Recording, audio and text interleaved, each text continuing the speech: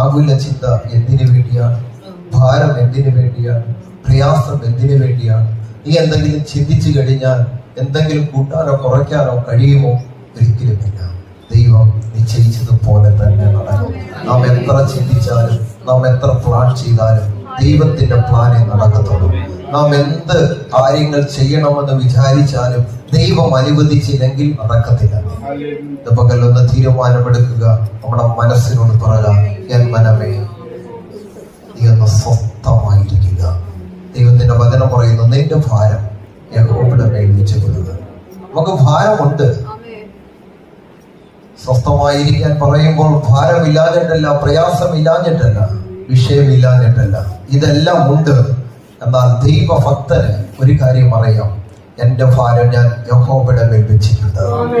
എന്റെ ഭാരം യഹോവയുടെ മേൽ വെച്ചത് കൊണ്ട് ഞാൻ ചിന്തിച്ച് ഭാരപ്പെടേണ്ടുന്ന കാര്യമില്ല.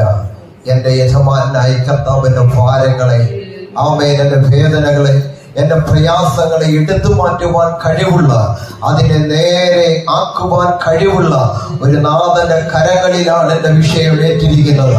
നിന്റെ തലമുറയുടെ വിഷയം വെച്ച് നീ ഭാരപ്പെടേണ്ടതേ. നിന്റെ ഭവനത്തിന്റെ അവസ്ഥകളെ ഓർത്ത് നീ ഭാരപ്പെടേണ്ടതേ. ഒറ്റ കാര്യം ചെയ്താൽ മതി, നിന്റെ ഭാരം യഹോവയുടെ മേൽ വെച്ചാൽ മതി.